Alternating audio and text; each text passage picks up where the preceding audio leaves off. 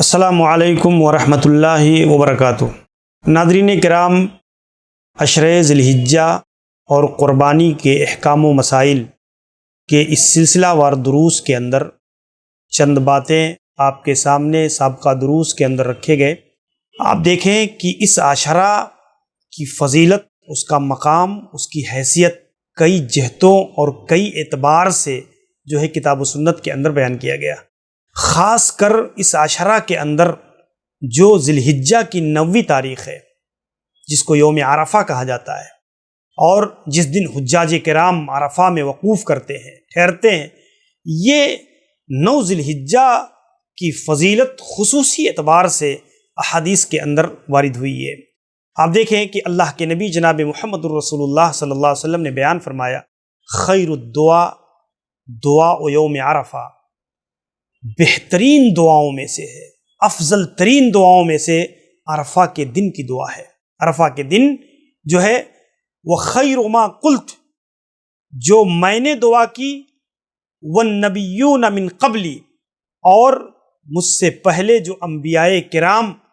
عرفہ کے دن خاص طور سے جس دعا کا اہتمام کرتے تھے، وہ دعا یہ ہے، لا الہ الا اللہ وحدہ لا شریک لہ لہ الملک ولہ الحمد وہو علی کل شیء قدیر۔ یہ سنن ترمذی کی حسن درجے کی روایت ہے، جس میں اللہ کے نبی جناب محمد الرسول اللہ صلی اللہ علیہ وسلم نے عرفہ کے دن خاص طور سے دعاؤں کے اہتمام کی تعلیم دی، اور آپ نے اپنا بھی طریقہ بتایا کہ میرا بھی اور مجھ سے پہلے انبیاء کرام جو اللہ تعالیٰ کے چنیدہ بندے ہیں، جن کے اعمال، جن کی کوششیں، جن کی عبادتیں یہ کتاب و سنت کے اندر ذکر ہوئی ہیں، جو اللہ کے چہیتے بندے ہیں، تو وہ بھی کرتے تھے، اور اللہ کے نبی صلی اللہ علیہ وسلم نے اپنا طریقہ بھی بتایا، جس طریقے سے ہمیں بھی ہم آہنگ ہونا جانا چاہیے کہ عرفہ کے دن خاص طور سے ہم دعا کا اہتمام کریں۔ اور اس دعا میں اللہ کے نبی صلی اللہ علیہ وسلم نے یہ دعا بھی بتائی، جو اللہ تبارک و تعالی کی توحید پر، اللہ کی عبادت پر، اللہ کی بندگی پر، اس کی ملکیت پر، اس کی قدرت پر جو ہے دلالت کرتی ہے۔ اور ایسے ہی آپ دیکھیں، شیخ صالح الفوزان حفظہ اللہ سے دریافت کیا گیا کہ یہ جو ہے دعا، بل اجابت الدعا، کہا گیا کہ کیا عرفہ کے دن جو دعا ہے یہ حجاج کرام کے لیے خاص ہے یا ہر مسلمان مرد و عورت کا ہر جگہ کے لیے عام ہے؟ تو بیان کیا کہ الدعاء یوم عرفہ عام للحجاج وغیرہ، حجاج کرام کے لیے بھی ہے کہ وہ اس موقع پر عرفہ کے دن خاص طور سے اس کا اہتمام کریں، اور غیر حجاج اپنی جگہوں پر، اپنے وطنوں میں، اپنے گھروں پر، اپنے علاقوں میں رہتے ہوئے بھی خاص طور سے اس کا اہتمام کریں۔ تو اس سے پتہ چلتا ہے کہ یہ دعا عام ہے، اور عرفہ کی جو فضیلت ہے وہ ہر شخص اپنے جگہوں پر رہتے ہوئے جو ہے کرنے کی کوشش کرے۔ ایسے ہی آپ دیکھیں، حضرت عائشہ رضی اللہ عنہا کی ایک روایت ہے، جس میں اللہ کے نبی صلی اللہ علیہ وسلم فرماتے ہیں، ما من یوم اکثر من ان یعتق اللہ فیہ عبدا من النار۔ اللہ تبارک و تعالی یوم عرفہ کے دن کثرت کے ساتھ لوگوں کو جہنم سے آزاد کرتا ہے۔ یہ جہنم سے خلاصی کا دن ہے، جہنم سے نجات پانے کا دن ہے۔ انسان کو اللہ تبارک و تعالی لوگوں کو جہنم سے آزاد کرتا ہے اس دن، اور اللہ رب العالمین اس دن قریب ہو جاتا ہے، لیدنو ثم یباہی بہم الملائکہ، اللہ تعالیٰ اپنے فرشتوں پر فخر کرتا ہے، یہ دیکھو میرے بندے جاؤنی شعثا غبرا، یہ دیکھو دھول سے اٹے ہوئے، جو ہے دور دراز کا سفر کرتے ہوئے پراگندہ حال، یہ دیکھو میرے گھر کے اندر جو ہے آئے ہوئے ہیں میرے بندے، یہ صرف اللہ تبارک و تعالیٰ کی رضا چاہتے ہیں، اللہ تبارک و تعالیٰ سے بخشش اور مغفرت طلب کرنے والے ہیں، اس کی رحمتوں کے طلبگار ہیں۔ تو اللہ تعالیٰ اپنے ایسے حجاج، ایسے بندوں پر فخر کرتا ہے، اپنے ایسے بندوں سے جو ہے فرشتوں پر فخر کرتا ہے اللہ رب العالمین۔ تو اس سے یہ بھی پتہ چلتا ہے کہ